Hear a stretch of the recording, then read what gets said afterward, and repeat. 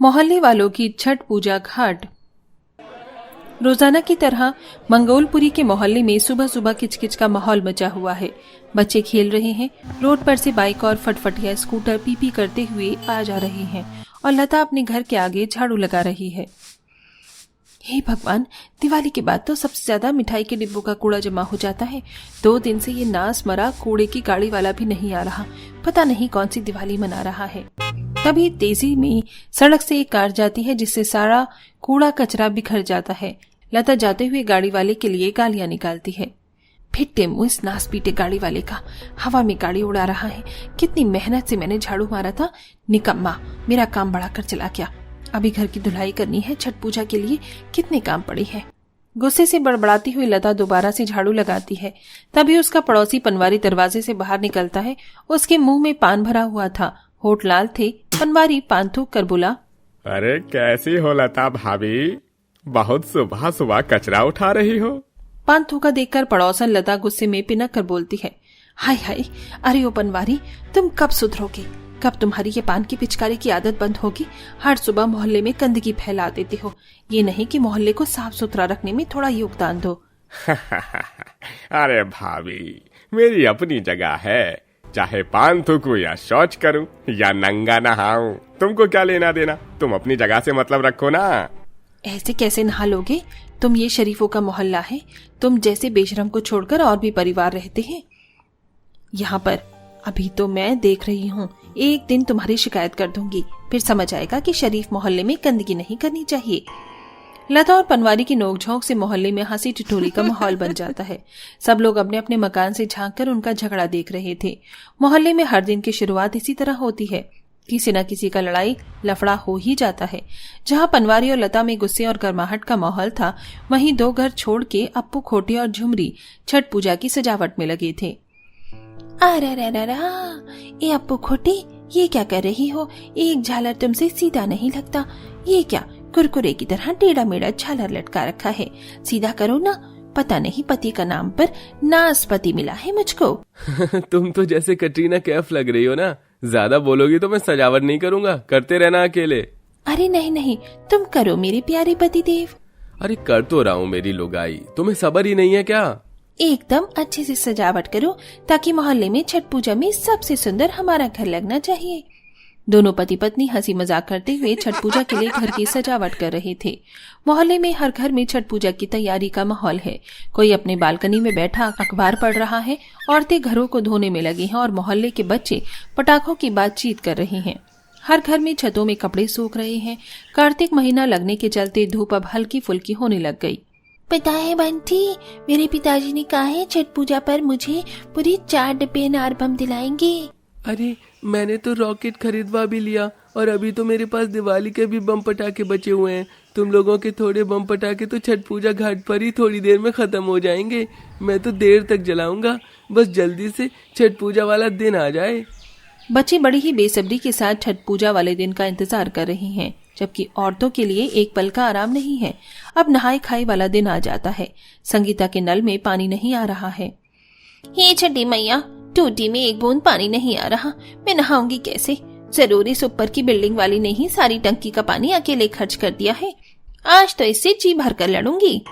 संगीता गुस्से में लाल पीली होकर ऊपर आती है, जहाँ ताला लगा हुआ था, क्योंकि पड़ोसन छठ पूजा मनाने गई हुई थी। तभी वो मोहल्ले में पानी की टंकी आई देखती है। सुनिए सुनिए सुनिए, अगले 2 दिन छठ पूजा तक मोहल्ले में पानी नहीं आएगा। जिस किसको पानी चाहिए जल्दी जल्दी भर लीजिए। पानी की गाड़ी इस मोहल्ले में अगले 15 मिनट तक खड़ी है। संगीता फटाफट से गैलन, डिब्बे, बाल्टी सब लेकर पानी भरने आती है। सभी औरतें खफा अंदाज में बातचीत करती हैं। बोलो भैया, ये भी कोई बात हुई? छठ पूजा जैसे बड़े त्योहार में मोहल्ले में पानी नहीं आएगा, नहाना धोना कैसे होगा? वही तो बहन, मकान मालिक पानी का बिल तो भर भर कर लेता है और देखो पानी का बुरा हाल है। खैर अब क्या किया जा सकता है, लिमिट से पानी खर्च करेंगे, छठ पूजा मनाना थोड़ी ना छोड़ देंगे। और बताओ कितनी कर ली छठ पूजा की तैयारी? मैं तो कल वीर बाजार से बच्चों के कपड़े खरीद लाई। बाकी फल का रेट तो इतना महंगा बिक रहा है जैसा सोना बेच रहे हूँ। थोड़ा थोड़ा सेब, शरीफ, सिंघाड़ा, संतरा खरीद लाई हूँ। अब बस पकवान बनाने की तैयारी बची है। मेरा तो पूरा का पूरा काम ही बचा हुआ है। ना भी कोई पकवान की तैयारी हुई और ना टोकरी सूप खरीदा है, ना साड़ी में फॉल लगाया है। छठ पूजा में 2 ही दिन है, दर्जे भी 100 नखरे दिखाएगा। सभी औरतें छठ पूजा की तैयारी में बिना आराम किए जुटी हुई थीं। तभी विभूति नारायण अप्पू खोटे के पास आते हैं। अरे ओ पप्पू खोटे, कहाँ भाई, कहाँ घर के अंदर घुसे हुए हो? छठ घाट की सजावट करने में नहीं चलना क्या? अरे अरे आ गया भाई, चलो इस बार तो मैं छठ पूजा के घाट को खूब खूबसूरत सजाऊंगा, जबरदस्त तरीके से। सभी के पति छठ पूजा के घाट को सजाने के लिए जाने लगते हैं। तभी मोहल्ले में एक गाड़ी घूमकर घोषणा करती है, सुनो सुनो सुनो, दिल्ली में बढ़ते प्रदूषण के कारण इस बार पार्क में छठ पूजा नहीं मनाई जाएगी। सभी से विनती है, अपने अपने घरों और मोहल्ले में ही छठ पूजा मनाएं। ये खबर सुनकर सभी मोहल्ले वाले मायूस हो जाते हैं। ये क्या बात हुई? छठ पूजा पार्क में नहीं मनाएंगे तो कहाँ मनाएंगे? अरे वही तो, छठ पूजा घाट पर ही शोभा देती है। अब क्या होगा, हम मोहल्ले वाले कहाँ छठ पूजा मनाएंगे? सभी मोहल्ले वाले मोहल्लों में किस प्रकार छठ पूजा मनाया जाए, इस बात पर चर्चा करते हैं और इस समस्या का हल निकालने की कोशिश करते हैं। ऐसे कैसे हो सकता है?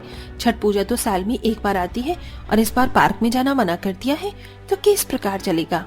अरे वही तो भाभी जी, सरकार ने ऐलान जारी किया है, मानना तो पड़ेगा। अब पार्क में नहीं कर सकते तो क्या करें? क्यों ना इस साल हम लोग खुद अपने मोहल्ले में छठ घाट बना ले? हाँ, ये तो अच्छा विचार है। सब लोग मिलजुल कर मेहनत करेंगे तो मैदान में गड्ढा खोदकर घाट बन जाएगा, फिर उसको पानी से भर देंगे। सभी लोग अपनी अपनी राय दे दीजिए। सोच विचार कर सब मिलकर अपनी सहमति जताते हैं और छठ पूजा घाट बनाने के लिए खुदाई होने लगती है। मोहल्ले के मर्द छठ घाट बनाने में जुट जाते हैं और महिलाएं भी सजावट की तैयारी करती हैं। अरे ध्यान से खोदो भाई, घाट में पानी भी भरना है तो थोड़ा गहराई करना। हाँ हाँ, बस काम लायक हो जाए।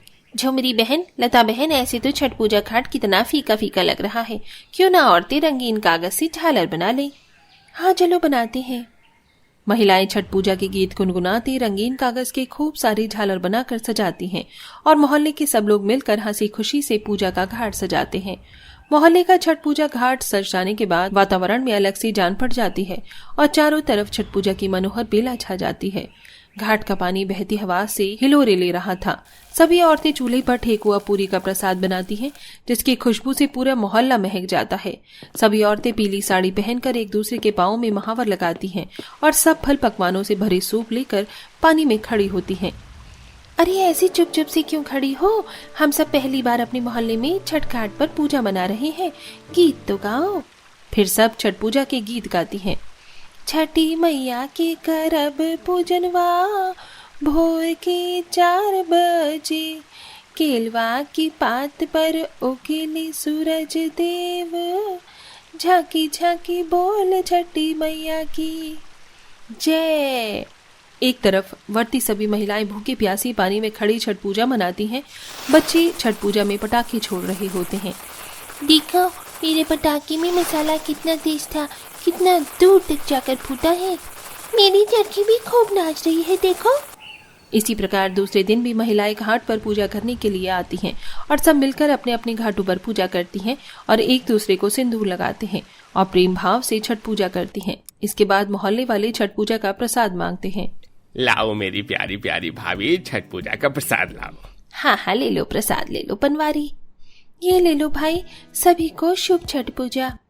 इस तरह मोहल्ले में छठ पूजा घाट पर मनाया जाता है और छठ पूजा सभी को प्रेम के संबंध और एकता में जोड़ता है। और अब हर साल मोहल्ले वाले अपने मोहल्ले में ही छठ पूजा घाट बनाकर खुशियों भरी छठ पूजा मनाते हैं। छठी मैया के नाम का जयकारा कमेंट में लगाना ना भूले।